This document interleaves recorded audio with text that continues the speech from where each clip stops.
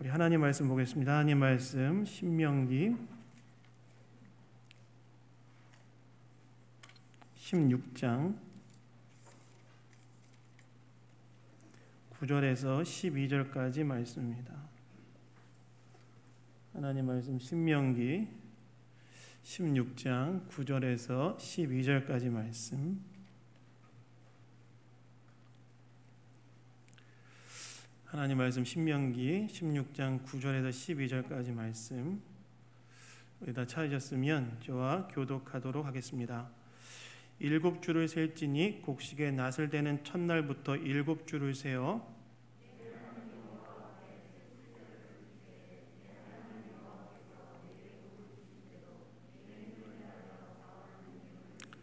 너와 내 자녀와 노비와 내 성중에 있는 레위인과 및 너희 중에 있는 객과 고아와 과부가 함께 내 하나님 여호와께서 자기 이름을 두시려고 택하신 곳에서 내 하나님 여호와 앞에서 즐거워할지니라. 너는 애굽에서 종되었던 것을 기억하고 이 규례를 지켜 행할지니라. 아멘. 맥주절은 이렇게 지킵니다 라는 제목으로 하나님 말씀 나누기 원합니다. 여러분, 오늘은 맥주 감사 주일입니다. 한국교회는 그동안 7월 첫째 주일을 이제 맥주 감사 주일로 지켰는데요. 그 이유는 오늘 본문에 등장하는 이 77절과 연관되어 있습니다.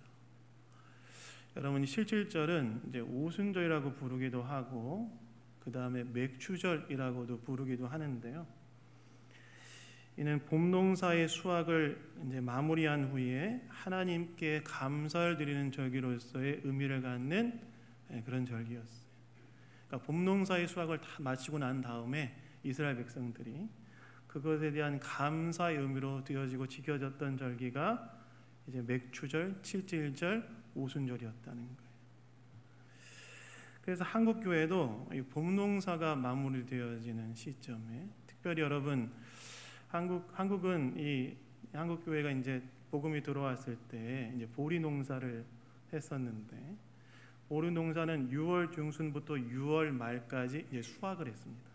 그러니까 봄 농사가 마무리되고 그 다음 첫 주, 그러니까 7월 첫 주에 이제 맥주 감사 주일로 지켰는데요.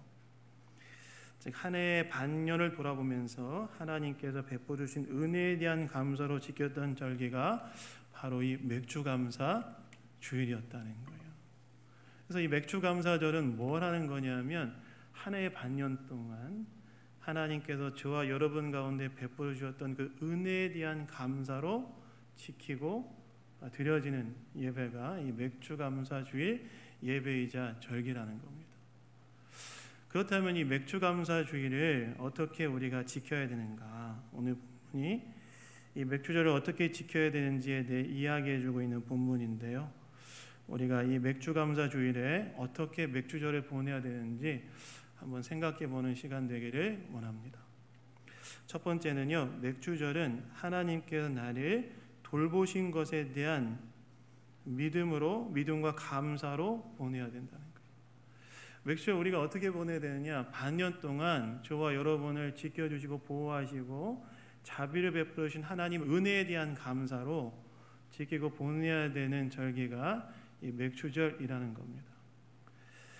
여러분, 오늘 보면 9절부터 10절 전반부를 보시면 이 맥주절을 지켜야 할 때가 언제인지 나오죠.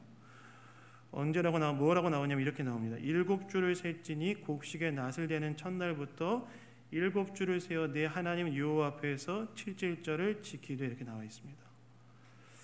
여러분, 칠칠절은 제가 서론에서 이야기했던 것처럼 이제 오순절이라고 부르기도 하고 그 다음에 맥주절이라고도 불리기도 하는데 우리는 맥주절로 부르니까 용어의 통일상 맥주절로 계속 제가 얘기하겠습니다. 이 맥주절을 언제 지키냐고 나와 있냐면 9절에 보시면 7주를 셀지니 낫을 대는 첫날부터 7주를 세어 칠칠절, 즉 맥주절을 지키라고 했다는 거예요. 다시 말해서 낫을 대는 첫날부터 7주가 지난 후에 지키는 절기가 맥주절이라는 거예요. 낫을 대는 첫날부터 7주가 지난 다음에 지키는 절기가 이 맥주절이라는 겁니다. 그러면 낫을 대는 첫날은 언제냐? 낫을 대는 첫날은 언제냐면, 여러분, 이 낫을 대는 첫날은 첫 번째 수확한 이삭의 한 단을 하나님께 드린다는 의미로 이제 초실절이라고도 이야기하는데, 이때가 언제냐면 6월, 여러분 6월절 아시죠? 6월절 이후에 오는 안식일 다음 날이 초실절이었습니다. 여러분, 6월절은 언제였냐면 유대력으로 따지면 1월 14일이 6월절이었거든요. 유대력으로 1월 14일이. 그 다음에 6월절 다음에 오는 안식일이 언제였냐면 그 1월 14일 다음 날이 안식이었습니다. 그러니까 1월 15일이 안식일이죠. 그럼 초실절이 언제냐? 1월 16일이 초실절이었어요. 그 낫을 대는 첫날이 언제였냐면 1월 16일이 이제 초실절이었는데, 그때부터 이스라엘 백성들이 뭐 했냐면 봄 농사의 수확을 시작했다는 거예요. 그때 이스라엘 백성들이 처음으로 수확했던 작물이 뭐였냐면 보리였습니다. 보리. 그래서 보리 수확한 것의 첫 번째 이삭 한 단을 베어 가지고 이제 하나님께 드렸는데 그날을 뭐라고 불렀냐면 초실절이라고 불렀다는 거예요. 근데 이 초실절부터 이제 한 7주 정도가 지나고 난 다음에 이 맥추절을 지키라고 이제 하나님께서 말씀하시는데, 그 사이에 이제 수확하는 작물이 뭐였냐면 보리와 주로 밀을 수확했습니다. 근데 이 수확하는 기간이 대략 어느 정도 걸렸냐면 7주 정도 걸린 거예요. 그러니까 보리 이삭을 딱 베고 난부터 보리와 밀을 수확하는 이 봄농사의 모든 것들에 대해서 수확하는 시기가 대충 어느 정도 걸렸냐면 7주의 시간이 걸렸다는 거예요. 그러니까 그리고 난 다음에 이제 7.1절 오순절 맥추절을 지키라고 이제 하나님께서 말씀하셨는데, 이 말은 어떤 말이냐면 봄농사의 수확이 마무리되고 난 다음에 이에 대한 감사로 하나님께 드려야 되는 절기가 뭐였냐면 바로 맥추절이었다. 하나님께서 봄농사의 모든 것들에 대한 수확이 마무리되고 난 다음에 지켜야 되는 절기로 바로 이 7.7절 맥추절 오순절을 하나님께서 지키라고 말씀하셨다는 겁니다. 그러면 이 맥추절을 어떻게 지켜야 된다고 하나님이 말씀하시는가? 오늘 본문을 보면 이제 크게 세 가지가 나오는데, 첫 번째는 10절에 나오지요. 우리 10절 한번 다 같이 한번 읽어볼까요? 우리 10절 읽겠습니다. 시작. 내 하나님 여호와 앞에서 7.7절을 지키되 내 하나님 여호와께서 내게 복을 주신 대로 내 힘을 헤아려 자원하는 예물을 드리고, 이렇게 나와 있죠. 하나님께서 이스라엘 백성들에게 이 맥추절에 어떻게 그 맥추절을 지켜야 된다고 말씀하시냐면 내 힘을 헤아려 자원하는 예물을 드림으로 지키라고 이야기한다는 거예요. 그럼 왜 자원하는 예물을 드림으로 지키라고 말씀하시는가? 바로 앞에 나와 있지요. 그 10절 바로 앞에 뭐라고 나와 있냐면 내 하나님 여호와께서 내게 복을 주신다, 이렇게 나와 있죠. 이 말씀은 무슨 말씀이냐? 맥추절을 지켜야 되는 이유는 무엇이냐면 반년 동안 봄농사의 수확을 거둔 것은 하나님께서 돌봐주신 결과로 얻게 된 것이기 때문에, 지금 이 이스라엘 백성들이 봄농사의 수확을 거둔 거 아니겠습니까? 이 봄농사의 수확을 거둔 것은 하나님께서 돌봐주신 결과로 얻게 된 것이기 때문에 이러한 하나님의 돌보심에 대한 감사로 지켜야 되었던 것이 바로 맥추절이었다는 거예요. 그러니까 맥추절을 왜 지켜야 된다는 거예요? 하나님께서 오늘 내가 거둔 수확은, 오늘 내가 거둔 이 열매와 결실은 하나님께서 나를 돌봐주신, 하나님께서 나에게 복을 내려주신 결과로 얻게 되어진 수확이자 결실이기 때문에 이에 대한 돌보신 하나님의 은혜에 대한 감사로 지켜야 됐던 것이 바로 맥추절이었다. 근데 여러분, 오늘 보면 12절에 보시면 이렇게 또 나와 있죠. 너는 애굽에서 종되었던 것을 기억하라, 이렇게 나와 있는데, 여러분이 11절 전반부에 나와 있는 이 말씀은 여러분 7절 전체를 이해하고 맥추절 전체를 이해하는 데서 중요한 키워드가 되는 구절인데, 이 애굽에 종되었던 것을 기억하라는 말은 어떤 말이냐면 너희가 하나님으로부터 하나님 은혜를 구원받았다는 그런 얘기 아니겠습니까? 근데 이것과 10절이 어떻게 연관되어지냐면 이렇게 연관되어지는 거예요. 하나님께서 너희를 구원하셨을 뿐만이 아니라 너희를 돌보시는 분이시기 때문에, 즉 이스라엘 백성을 구원하신 하나님께서 구원으로 끝내신 것이 아니라 이스라엘 백성들을 돌보시는 분이시기 때문에 이 하나님에 대한 믿음과 감사로 지켜야 될 것이 맥주절이다. 이렇게 하나님께서 말씀하셨다는 거예요. 그래서 여러분, 우리가 맥주절을 어떻게 보내야 되는가? 오늘 우리가 맥주 감사주일 아니겠습니까? 이 맥주절을 어떻게 보내야 되냐면, 나를 구원하여 주신 하나님께서, 예수 그리스도를 믿음으로 말미암아 나를 구원하여 주신 하나님께서 올해 반년을 또한 돌봐주신 것에 대한 감사로 또 지켜야 될 것이 바로 맥주절이라는 거예요. 이 맥주절에 우리는 어떻게 맥주를 지켜야 되냐면, 나를 구원하여 주신 하나님의 은혜에 감사뿐만이 아니라 올해가 시작되어지고 반년 동안 나의 삶을 지켜주시고 보호하여 주신 것, 또 내가 열매와 결실을 맺도록 하나님께서 은혜 내려 주신 것에 대한 감사로 지켜야 될 것이 바로 이 맥주절이라는 거예요. 그래서 여러분, 오늘 우리는 하나님께 감사해야 됩니다. 구원하여 주신 것에 대해서 감사하고, 또 반년 동안 나를 지켜주시고 보호해 주신 것에 대한 감사로 보내야 된다는 거예요.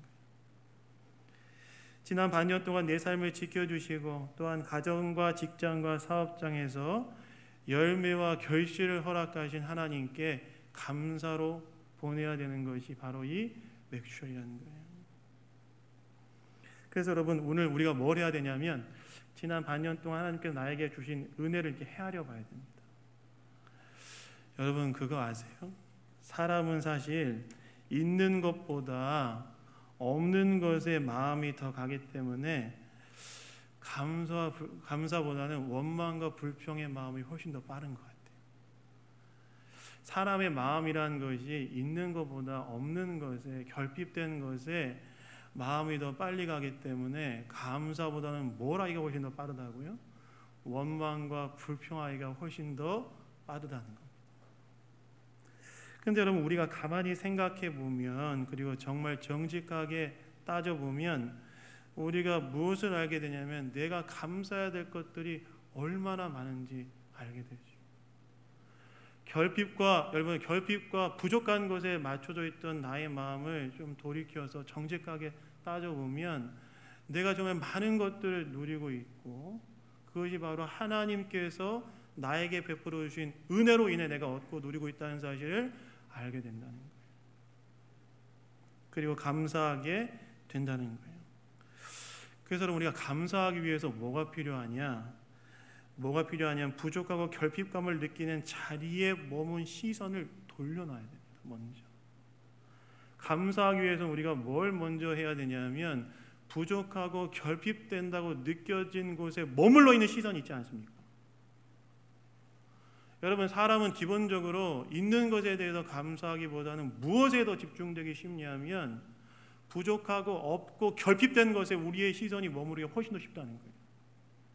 그래서 감사하기 위해서 우리가 뭘 먼저 해야 되냐면, 부족하고 없고 결핍된다고 느껴지는 곳에 머물러 있는 나의 시선을 먼저 돌려서 하나님께서 이미 나에게 베풀어 주시는 것에 대해서 시선을 돌리는 것이 먼저 선행되어야 된다.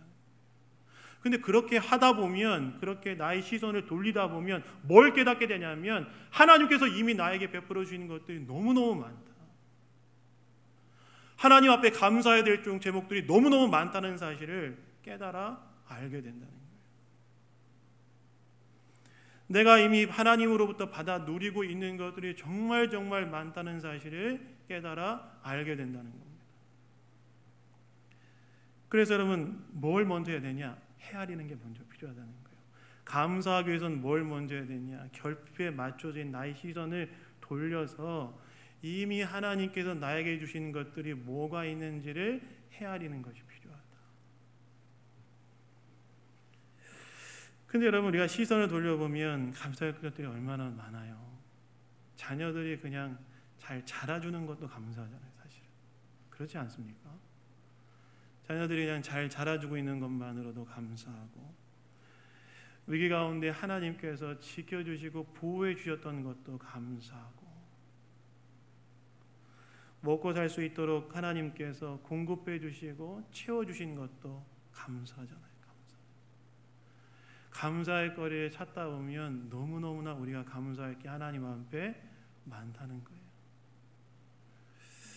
근데 여러분, 이렇게 감사가 깊어지면 뭐까지 우리가 감사하게 되냐면 나에게 찾아온 그 어려움과 피해도 감사할 수 있는 것 같아요. 여러분, 제가 이것과 관련돼서 이제 예화를 하나 찾아왔는데 한번 들어보시기 바랍니다. 어떤 성도가 여러분 있었다고 합니다. 이분은 철저한 불교 신자였지만 기독교로 이제 개종하여 교인이 되었는데, 교회에 출석한 지 7개월이 되었을 때 이렇게 간증했다고 합니다. 행함으로 의롭게 되는 종교에서 이제 믿음으로 의롭게 되는 종교로 내가 개종했다, 이렇게 간증했다고 해요. 근데 그러다가 그가 자신이 운영하는 흑염소 집에서 실수로 인해 오른쪽 손목이 크게 다쳐서 오른손을 쓸 수 없는 상황이 되었다고 하는데요.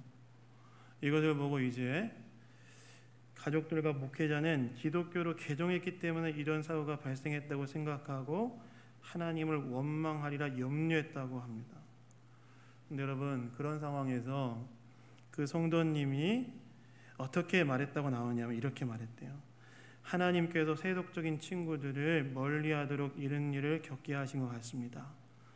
두 손으로 죄를 짓고 지옥에 가는 것보다는 한 손으로 천국 가는 것이 훨씬 더 좋습니다 하면서 환하게 웃었다고 합니다.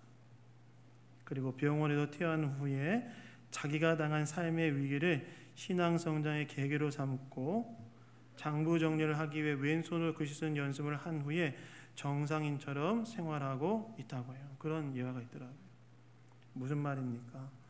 우리가 감사가 깊어지면 우리 인생 가운데 찾아온 피해도 감사거리가 될 수 있다는 거예요.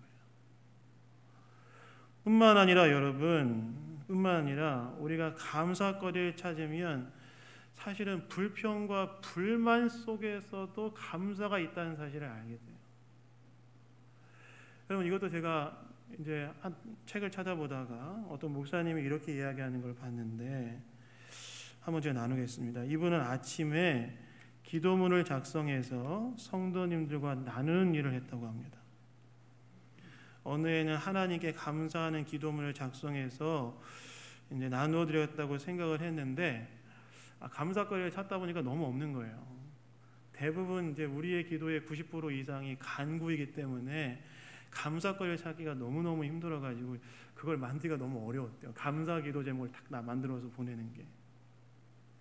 그러다가 이 목사님께서 감사거리를 찾다가 뭘 깨닫게 되냐면 불만 속에 감사가 있다는 사실을 깨닫게 됐대요. 그게 뭔 말이냐? 예를 들어 이런 거죠. 집이 좁아 불만인 사람은 불만이잖아요. 집이 좁아 불만인 사람은 뭘 감사할 수 있어요? 이미 나에게 집이 있는 것 때문에 감사할 수도 있는 것이고, 그렇죠? 그 다음에 배우자 때문에 힘든 사람은 배우자가 있기 때문에 감사할 수 있는 것이고, 아니신가요? 자녀 때문에 힘든 사람은 자녀가 있기 때문에 감사하는 것이고. 그러니까 이 목사님이 감사거리를 찾다 보니까 뭘 깨닫게 되냐면 나의 불만과 불만 속에 감사할 이유가 있다는 거예요. 그러니까 우리가 감사할 거리를 하나님 앞에 찾으면 다 찾을 수 있다는 거예요. 어디서부터 할 수 있냐면 불만과 불평 속에서도 이미 어떤 뭐가 그 안에 담겨져 있냐면 하나님에 대해 감사할 수 있는 감사거리가 다 담겨져 있고 그 안에 하나님의 은혜를 찾을 수 있다는 겁니다. 그래서 여러분, 이 맥주절을 우리가 어떻게 지켜야 되느냐 먼저 헤아려 보는 겁니다. 오늘 나에게 집중되어 있는, 내 마음이 집중되어 있는 결핍과 부족감 가운데 맞춰져 있는 나의 시선을 바꿔서 불평과 불만 속에서도 담겨져 있는 하나님 앞에, 하나님 우리에게 주시는 감사의 제목들을 찾아서 하나님께 감사하는, 그것이 맥주절에 우리가 먼저 하나님 앞에 지켜야 될, 보여야 될 모습이라는 거예요. 그래서 여러분, 감사하는 것도 있잖아요. 여러분, 실력과 훈련이 필요한 것 같아요. 감사도 실력입니다. 감사도 훈련이 필요한 거예요. 우리 인간이 가지고 있는 기본적인 죄성, 나에게 없는 것에 집중하려고 하는 마음, 결핍된 것에 집중하려고 하는 이 우리의 마음에 시선이 머물러 있는 것을 돌이켜서 딱 하나님을 바라보고 하나님께서 나에게 주신 것들을 헤아리고 거기에서 감사할 뿐만이 아니라 불평 속에서도 불만의 자리에서도 숨겨져 있는 감사할 자는 감사. 바로 이 맥주절에 저와 여러분이 먼저 지켜야 될 모습이라는 거예요. 사랑하는 여러분, 우리가 한 해 반년이 지금 지나갔잖아요. 벌써 7월 1일입니다. 7월 1일이 아니죠. 7월 첫째 주일입니다. 한 해 반년이 탁 지나왔어요. 여러분, 한 해 반년을 돌아보시면서 하나님께 감사하고 있습니까? 하나님께 감사의 거리들을 헤아리고 찾아서 감사하시는 그런 은혜가 저와 여러분 가운데 있기를 예수님 이름으로 축원합니다. 두 번째는요, 맥주절에 우리가 해야 될 것은 뭐냐면, 과거에 내가 영적으로 비참한 상태에 있었는데 그런 나를 구원하여 주신 은혜에 감사하고, 아직 죄로 인해 영적으로 비참한 상태에 있는 사람을 이 구원의 기쁨의 잔치에 참여하도록 하는 일에 헌신함으로 보내야 된다. 여러분, 오늘 본문을 보시면 이 신명기 기자가 두 번째로 어떻게 맥주절을 보내야 되는지 알려줘요. 어떻게 보내야 된다고 나와 있냐면 11절 한번 우리 다 같이 한번 읽어볼까요? 우리 11절 읽겠습니다. 시작. 너와 내 자녀와 노비와 내 성중에 있는 레위인과 및 너희 중에 있는 객과 고와 과부와 함께 내 하나님 여호와께서 자기 이름을 두시려고 택하신 곳에서 내 하나님 여호와 앞에서 즐거워할지니라, 이렇게 말하지요. 여러분, 여기에서 즐거워한다는 말은 어떤 말이냐면 잔치를 말합니다. 잔치. 그러니까 맥주절을 어떻게 보내야 된다고 지금 이 하나님께서 말씀하시냐면 잔치로 보내야 된다 얘기하시는 거예요. 그런데 이 11절을 보시면 이 잔치에 참여시켜야 할 대상이 나오는데, 가족뿐만이 아니라 일종의 확대 가족인 그 자기 이제 집안의 노예들, 종들도 참여시켜야 되고, 그 다음에 지역의 제사장이었던 레위인도 참여시켜야 된다고 이야기합니다. 그러니까 이 수확의 잔치가, 봄농사의 수확의 잔치가 자기만의 잔치가 되지 않도록 하게 해야 된다라고 이제 하나님께서 말씀했다는 거예요. 그런데 여러분, 오늘 보면 11절을 보시면 이 특별히 이 잔치에 참여시켜야 될 대상에 대해서 이제 하나님께서 모세를 통해서 이야기하시는데, 누가 참여해야 된다고 이야기하냐면 이렇게 나와 있죠. 객과 고아와 과부를 이 수확의 잔치에 참여시켜야 된다고 이야기하고 있는 거예요. 여러분, 이 객과 고아와 과부는 누구냐? 객과 고아와 과부는 당대에 가장 취약한 상태에 있었던 계층이었습니다. 그래서 고대 사회에서 여러분, 고아는 누구예요? 아버지가 없는 사람이고 과부는 남편이 없는 사람이죠.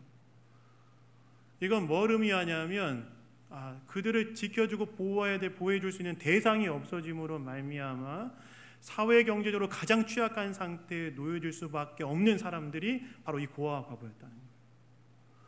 뿐만 아니라 여러분, 객은 누구냐면 객은 나그네인데, 나그네는 어떤 사람이냐면 지역에 뿌리가 없기 때문에 이 사람들도 사회 경제적으로 상당히 취약한 상태에 있을 수밖에 없는 사람들이었어요. 그런데 여러분, 하나님께서 이 봄농사의 수확을 마치고 77절에 이 잔치를 여는 이스라엘 백성들에게 뭐라고 이야기하냐면, 이 사회 경제적으로 상당히 취약한 상태이고 비참한 상태에 있는 이 사람들을 너희의 수확의 잔치에 참여시키도록 해야 된다는 이야기를 하셨다는 거예요. 그러면서 하나님께서 뭐라고 말씀하시냐면, 왜 참여시켜야 된다고 말씀하시냐면 12절 이제 전반부에 그 얘기가 나오는 거예요. 12절 전반부에 뭐라고 이야기하시냐면, 너는 애굽에서 종되었던 것을 기억하고, 이 말씀은 어떤 말씀이냐면 너희도 애굽에서 노예 상태로 살아갈 때 그렇게 비참한 상태에 있었기 때문에 너희가 너희의 그 77절의 수확의 기쁨에 객과 고아와 과부라는 당시에 가장 비참한 상태에 있는 사람들을 참여시켜야 되는 이유는 무엇이냐면, 과거에 너희가 애굽에서 살아갈 때 그렇게 노예로서 비참한 상태에 있었기 때문에, 그렇기 때문에 그들이 너희의 수확의 잔치에 참여할 수 있도록 해야 된다. 이 말씀은 어떤 말씀이냐면 너희가 하나님의 은혜로 구원받은 자로서 구원받기 전에 비참한 상태를 기억하고, 너희가 예수 그리스도를 믿기 전에 너희가 구원받기 전에 너희가 얼마나 영적으로 비참한 상태였던 사람인지를 기억하고, 오늘 과거의 너희와 같이 비참한 상태에 있는 자를 구원잔치에 참여할 수 있도록 해야 한다 라는 그런 말이라. 여러분, 제가 이 본문을 쭉 연구하고 여러 사람들의 주석가들의 해석한 것들을 쭉 읽으면서 이 구절은 물론 교회가 사회적 약자를 돌봐야 된다는 말씀이기도 하지만 더 본질적으로 선교적인 의미가 담겨져 있다는 사실을 알았어요. 여러분, 우리가 예수 믿기 전에, 구원받기 전에 우리도 사실은 어떤 상태였습니까? 저와 여러분이 예수 믿기 전에, 구원받기 전에 다 어떤 상태냐면 영적으로 다 비참한 상태에 있었던 사람들이었잖아요. 하나님 없이 살아가고, 하나님 없이 살아가니까 뭘 섬겼어요? 우상을 섬겼잖아요. 우상을 섬기고 자아를 섬기고 물질을 섬기며 살았던 사람이 저와 여러분들 아니겠습니까?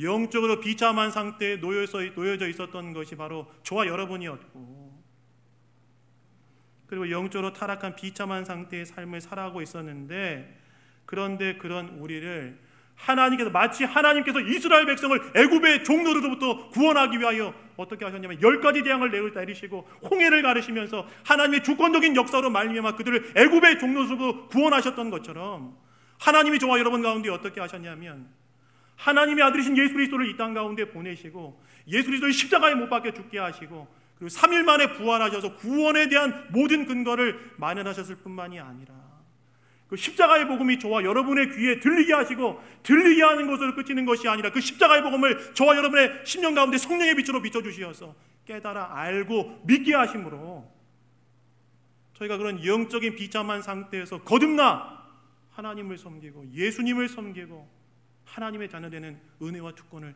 누리게 되는 거죠. 우리도 과거의 영적으로 비참한 상태에 있었던 사람들이었기 때문에 그때의 상황을 우리가 기억하고, 77절의 이 구원잔치에 당대의 사회적으로 비참한 상황들을 초대시키라고 하나님 말씀하시는 것의 의미는 무엇이냐면, 과거에 우리도 예수 믿기 전에 영적으로 비참한 상태에 있었던 사람들이었으니까 그때를 기억하며 오늘 여전히 죄악으로 인하여서 영적으로 비참한 상태에 있는 사람들이 구원잔치에 참여하도록 하게 하는 일을 위하여 우리가 삶을 드려야 된다. 이 맥주절에 77절에 오순절에 너희가 해야 될 것은 무엇이냐? 하나님이 반년 동안 우리에게 베풀어 주신 은혜에 대하여 감사함으로 보내야 되지만, 동시에 우리가 뭘 기억해야 되냐면 과거에 예수 믿기 전에 우리가 영적으로 비참한 상태였다는 사실을 기억하고, 오늘 영적으로 비참한 상태에 놓여져 있는 사람들을 주님의 구원잔치에 참여하여서 함께 그 기쁨을 누리도록 하게 하는 일에 우리가 헌신해야 된다. 바로 이 말씀을 또 저와 여러분에게 이야기하고 있다는 거예요. 그럼 우리가 이 맥주절을 어떻게 보내야 됩니까?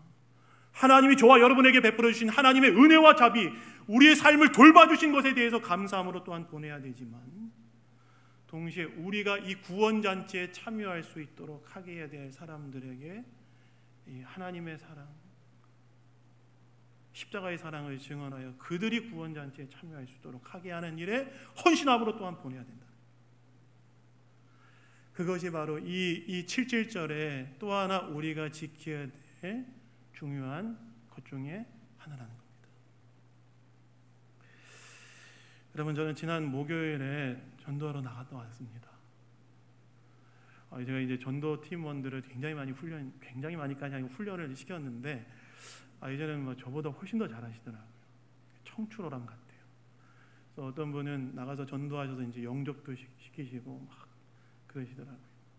제가 전도하러 나갔다 이렇게 쭉 한 바퀴 돌면서 사람들 만나서 이제 전도하고, 어떤 할머님 4분이 딱 앉아 계시더라고요. 4분 중에 한 분은 예수님을 믿고 3분은 예수님을 믿지 않는데요. 그래서 제가 교회 목사인데 복음을 들려드려도 되냐? 그러니까 그 할머님들이 저한테 뭐라고 했을까요? 뭐 그렇게 하세요. 그렇게 하시더라고요. 다 재미없으시군요. 따라했는데. 그래서 제가 거기서 딱 복음을 전했어요. 저는 이제 간단하게 전하는 방법이 있으니까, 물고기가 물을 떠나면 살 수 있을까요? 다 못 살죠. 마찬가지로 사람이 하나님을 떠나면 살 수 없는데 사람이 하나님께로 나아가고 싶지만 죄 때문에 못 나갑니다. 근데 이 죄의 문제를 해결하기 위해서 예수님이 이 땅 가운데 내려오셨고 예수님이 저와 여러분의 우리 할머님들의 죄를 대신 지고 십자가에 못 박혀 죽으셨고 그 예수님을 믿으면 구원받고 하나님 백성이 될 수 있고 천국에 대한 소망을 갖게 됩니다. 그리고 다음에 제가 예수님을 믿으시겠습니까? 물어봤어요. 여러분 그 세 분이 어떻게 얘기했을까요? 예수님 믿으시겠습니까? 했을 때 네, 두 분은 묵묵부답이셨고 한 분은 천국은 가고 싶지만 상당히 고민된다 약간 이런 방식으로 얘기하시더라고요. 그 아무도 안 믿는 그래서 알았다고 하면서 나왔는데 제가 어떤 마음을 먹었냐면 그분들이 그 자리에 늘 앉아 계시는 것 같아서 제가 전도하러 나갈 때마다 꼭 들려서 한번 전도해야 되겠다는 생각이 들어서 복음을 들려드려야 되겠다. 근데 뭘 얘기하냐면 상대가 무례하게 느끼지 않는 범위 안에서 우리는 계속 뭘 해야 되는 공동체이냐?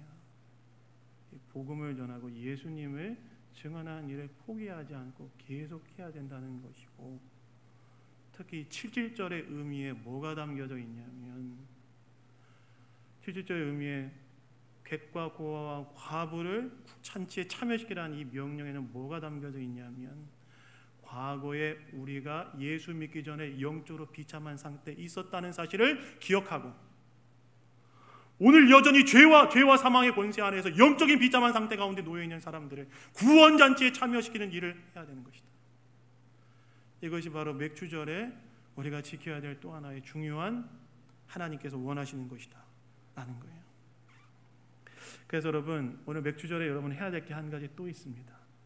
하나님께 감사해야 되지만 또 하나는 주변에 믿지 않은 사람들에게 주님이 나를 구원하신 은혜를 기억하면서 그들을 구원잔치에 참여할 수 있도록 한번 격려해 주는 거예요. 네, 예수님 믿어야 구원받습니다 라고 말을 한마디라도 던져주고 아니면 그 사람들이 주님께로 돌아올 수 있도록 마음이 열리도록 기도라도 한번 해주는 거예요. 그것이 맥주절을 우리가 지켜야 될 중요한 우리가 헌신해야 될 중요한 또 하나의 일이라는 거예요. 여러분, 저와 여러분은 이 땅에 잃어버린 영혼들을 이 구원잔치에 참여시키는 그 일에 헌신하고 있습니까? 주님은 우리가 이 맥주절에 그 일에 함께 헌신하기를 원하신다는 거예요. 우리 양문교회 모든 성도님들이 바로 이 맥주절의 그 의미를 깨닫고 영혼을 주님께로 인도하는 그 일에 헌신하는 성도님들 되시기를 예수님 이름으로 축원합니다. 세 번째는요, 마지막입니다. 제가 짧게 얘기하겠습니다. 맥주절은 내 속사람이 하나님의 백성으로 변화되는 기회로 삼아야 된다는 거예요. 여러분 오늘 보면 12절 후반부를 보면 이렇게 나와 있죠. 이 규례를 지켜 행할지니라 이렇게 나와 있는데 이 구절의 원래 의미는 이렇습니다. 이 규례를 주의 깊게 지키도록 해야 한다 이렇게 나와 있어요. 왜 이런 단서를 하나님이 붙였을까요? 왜 이 규례를 주의 깊게 지키라고 했을까요? 그 이유는 뭐냐면요, 이 절기를 지킴으로 이스라엘 백성들의 속사람이 정말 하나님의 백성답게 변하기를 원하셨기 때문에 그래요. 이스라엘 백성들이 애굽으로부터 출애굽했고 겉으로는 하나님의 백성으로 변했지만 아직 속사람이 완전히 변하지 않은 거예요. 여전히 어떤 문제가 발생했을 때 과거에 애굽에서의 종노릇 하던 그 옛사람이 나타나서 하나님의 뜻과 다른 삶을 사는 것을 보여줬기 때문에 하나님께서는 이 절기를 지키면서 그들의 안에 구원의 하나님께서 그들을 돌보시다는 사실을 더 깊이 내면하고 또한 말씀을 순종하는 자로서 세워주도록 하기 위해 이 절기를 주의 깊게 지키기를 원하신다. 맥주절을 지키면서 구원의 하나님께 대해 감사하고 돌보신 하나님을 기억하고 하나님의 백성을 어떻게 살아야 되는지를 기억하고 순종하며 살아가는 삶을 살게 하심으로 구원받은 자이지만 겉으로 하나님의 백성이 있을 뿐만 아니라 속사람도 하나님께서 변화하시기를 원하셨기 때문에 이 절기를 주의 깊게 지켜야 된다고 말씀하셨다는 겁니다. 그래서 맥주절을 보내면서 우리가 또 한 가지 생각해야 될 것은 이 맥주절을 지내면서 더 이상 옛자가 나를 지배하지 못하게 하고 옛자에 속한 모든 구습과 구악과 죄와 허물을 내던져 버리고 하나님의 백성으로서 감사와 믿음과 순종으로 내면과 삶을 채우는 기회로 삼아야 된다는 거예요. 그래서 여러분, 맥주절은 겉만이 아니라 속도 변화시키는 기회로 삼으며 보내는 것이 맥주절입니다. 사랑하는 여러분, 오늘 맥주절 지킴이 바로 이 하나님을 더 깊이 의식함으로 여러분의 속사람이 변화되어지는 기회가 되기를 예수님 이름으로 축원합니다. 말씀을 맺겠습니다. 여러분, 맥주절은 하나님께서 베풀어 주신 은혜에 대한 감사로 보내는 절기이고, 또한 맥주절은 하나님께서 비참한 상태에 있던 나를 구원하여 주신 것에 대해 감사하고 여전히 비참한 상태에 있는 영혼들을 천국 잔치에 참여하도록 하는 일에 헌신하며 보내는 절기이고, 마지막으로 나의 옛자를 죽이고 속사람이 변화되어지는 기회로 삼는 절기가 맥주절입니다. 우리 양문교회 모든 성도님들이 바로 이 믿음과 감사로 지키는 맥주감사 주일이 되기를 예수님 이름으로 축원합니다. 기도하겠습니다. 하나님 아버지, 오늘 이렇게 맥주감사 주일을 지키게 하시니 감사합니다. 우리가 반년 동안의 우리의 삶을 돌아보면서 우리에게 베풀어 주신 은혜로 인하여 또 은혜로 인해 거두어진 결실로 인해 감사하게 하시고, 또한 우리가 과거에 영적으로 비참한 상태에 있었던 사람들이었는데 하나님께서 구원하여 주신 것에 감사하고 이 구원잔치에 사람들이 참여할 수 있도록 돕게 하며, 또한 이 절기를 내 속사람이 변화되어지는 기회로 삼는 절기가 되게 하여 주시옵소서.